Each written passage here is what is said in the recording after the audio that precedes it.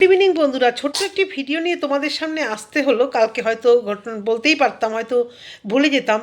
এই আবার সেই দেবলীনা টপিকটা সবাই কিন্তু বিরক্ত হয়ে যাচ্ছে। ফেসবুক খুললেই দেখা যাচ্ছে অনেকেই বলছে এই টপিকটা কেন সামনে আসছে, উফ আর নেওয়া যাচ্ছে না, বড্ড বেশি বাড়াবাড়ি। সত্যি কথাই বাড়াবাড়িটা কিন্তু খুব বেশি পরিমাণে হয়ে যাচ্ছে।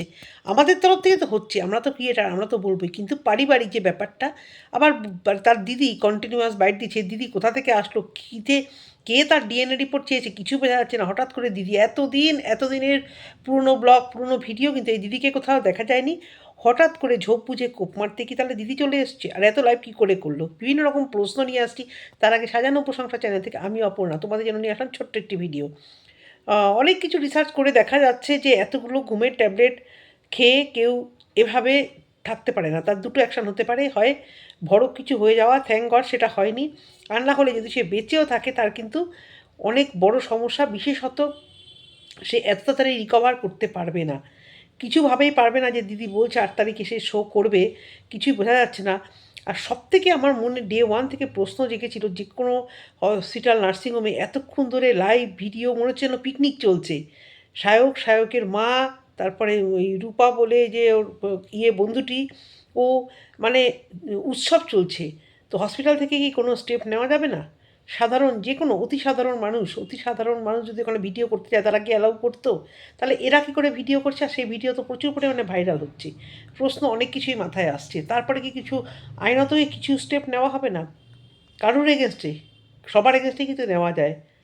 দেবলীনা যেটা করেছে সেটা কিন্তু ঠিক করেনি। ও স্লিপিং পিল খেয়ে, এবং সেটা যেভাবে সোশ্যাল মিডিয়াতে ছড়াচ্ছে আর 5টা লোককে, মানে যেহেতু ইনফ্লুয়েন্সারদের দেখে কিন্তু আর 5টা লোক হয়তো, যদিও এগুলো শেখার কিছু নেই, এগুলো কিছু শিখেও আসে না, তবুও সোশ্যাল মিডিয়াতে এই ধরনের জিনিস আসাটা কি ঠিক? কে ঠিক কে ভুল এখনও কিছু বোঝা যাচ্ছে না। আমরা কন্টিনিউয়াস একতরফা শুনছি। না, ছেলেটি যে খুব ভালো তাও নয়, ধোয়া তুলসী পাতাও নয়। আবার খুব যেটা রটানো হচ্ছে তার চাকরি নিয়ে কি টানাটানি সেখানে হতে পারে? আলটিমেটলি কিছু কি হবে না? সোশ্যাল মিডিয়াতে কিছু মানুষ এদের লাইভ এবং এদের ভিডিওগুলো পুরোপুরি ডাউনলোড করে ছেড়ে তাদের অ্যাকাউন্ট ভরছে। আর সাথে বন্ধুবান্ধব তো আছেই, তাদের কাছের লোক, এবং কিছু মানে এই দিদি কেন এর ফোনটা নিয়ে কেন এখনও অবধি লাইভ করছে? এর ফোনটা দেবলীনার কাছে না থেকে দিদি এবং মায়েদের কাছে আছে, এবং দিদি কন্টিনিউয়াস সেখানে থেকে লাইভ করছে কেন? এটা কি কোনো সদুত্তর আছে? দিদি এত রেগে যাচ্ছে কেন মানুষের কথায়? কে বলেছে নিজের দিদি কিনা? আর এত ভালো দিদি হলে এতদিন সম্পর্ক ছিল না? কীরকম পরিবার আমি কিছুই বুঝতে পারছি না সব দিক থেকে। ওদিকে ছেলেটির বাবা মা রেজিস্ট্রি করতে দেবে না, রেজিস্ট্রি না করলে খুশি, ছেলেকে বিয়ে দিচ্ছে, অথচ রেজিস্ট্রি করতে মানে মানে তারা নারাজ রেজিস্ট্রি করাতে। তাই তারা কি বিয়েটা দিচ্ছিল ওই ছেলেকে ছাড়িয়ে দেওয়ার জন্য? সেই জন্য কি রেজিস্ট্রি করতে দেওয়া হয়নি সেভাবে? এবং মানে 1 বছর ধরে এই মেয়েটি উইদাউট রেজিস্ট্রিতে ওই বাড়িতে সমস্ত কিছু ছেলেটিকে দিয়ে দিল পুরোপুরি ভরসা করে। কেন? এত ছেলে মানুষই কেন? ওকে কি বোঝানোর কেউ ছিল না?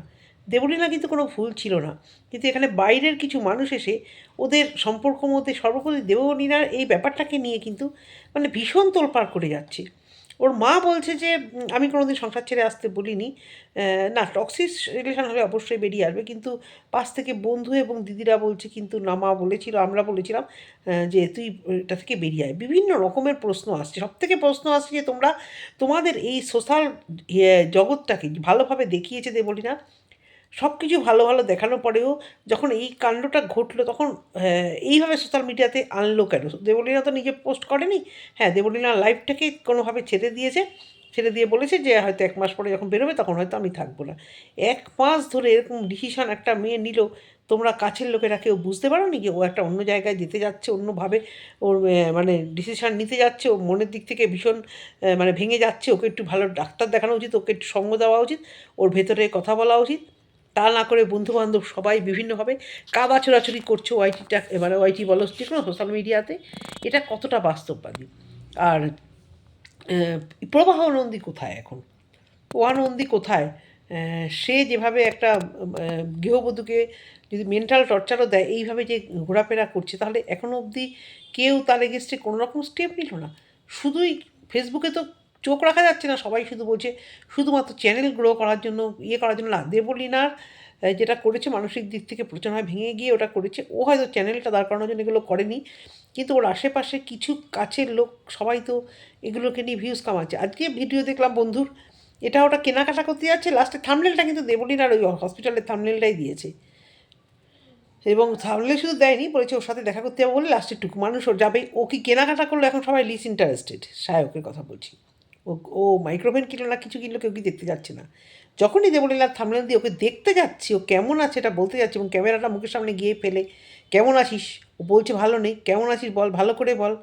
এটা কি ক্যামেরা অফ করে করা যেত না? বন্ধুকে একটুখানি কিছুদিন মিডিয়া থেকে দূরে আসানো যেত না? মিডিয়ার এই সমস্ত দেখে তো আরও ডিপ্রেসড হয়ে যেতেই পারে, যে যাকে ভালোবাসতো তার সম্পর্কে লোকেরা মানে যা নয় তাই জানোয়ার মানোয়ার বলে যাচ্ছে, তাতে তোর কষ্ট লাগতেই পারে। ও হয়তো এতটাও চায়নি, ও হয়তো তার হাজব্যান্ডকে এতটাও আছাড় পাছাড় করতে চায়নি যেটা ওর আশেপাশের লোকেরা করছে।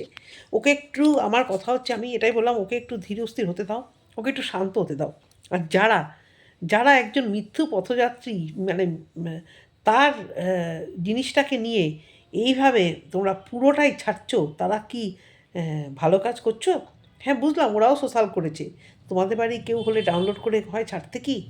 নাকি ওরা বেচছে, মানে ওরা খারাপ কাজ করছে, আমরাও কেন না এই সুযোগে চারডি ভিডিও করো, ভিডিও করছো ভালো, খারাপ খারাপ ঠিক না, এটা সোশ্যাল মিডিয়া, আমরা যখন ক্রিয়েটার কন্ট্রোভার্সি জন্য আছি সব ঠিক আছে, কিন্তু এভাবে পুরো ভিডিও ডাউনলোড করে করে ছাড়া, এরপর যখন ওরা স্ট্রাইক বা কিছু দেবে তখন হয়ে যাবে ওদের দোষ। এটা কি ঠিক? নিজের ট্যালেন্টে ভিডিও করো, অন্য কারোর ভিডিও দেখছি, আমি ভাবছি থামনেল দেখে ছুটে যাচ্ছি যে দেখি কি বলে, ও গিয়ে দেখছি কারোর একটা ভিডিও, ওদের লাইভ, ওদের ভিডিও, ও কি বললো না বললো সেটা কড়া কড়া থামনেল দিয়ে পুরোটা দিয়ে নিজের ট্যালেন্টকে গলাঞ্জলি দিয়ে, এরাই আবার বড় বড় কথা বলে, আমাদের প্রচুর ট্যালেন্ট, আমরা প্রচুর কথা বলতে পারি, এইভাবে ভিউজ কামাচ্ছ। হায় রে, কেউ কাউকে ছাড়ে না সত্যি।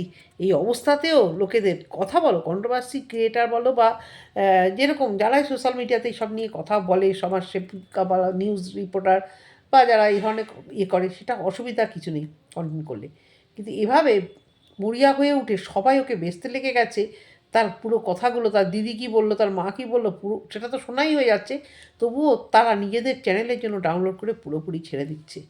সত্যি কী সমাজ হয়ে দাঁড়াচ্ছে মানুষ, মানে আর এতটাও খারাপ অবস্থা হয়নি যে নাকে মুখে নল লাগিয়ে রাইস টিউব লাগিয়ে যে ফটোটা দেওয়া হয়েছে, ওটা গলা ওয়াশ টোয়াশ তো করা হয়েছে, কতদূর কী হবে গায়িকার জানি না, তবে এতটাও বাড়াবাড়ি হয়নি, তাহলে এত তাড়াতাড়ি রিকভার মনে হয় করতো না। এখন বলবে রিকভারি করেছে, তোমার কি কষ্ট হচ্ছে? না, আমার কেন কষ্ট হবে, এটা তো খুবই ভালো কথা।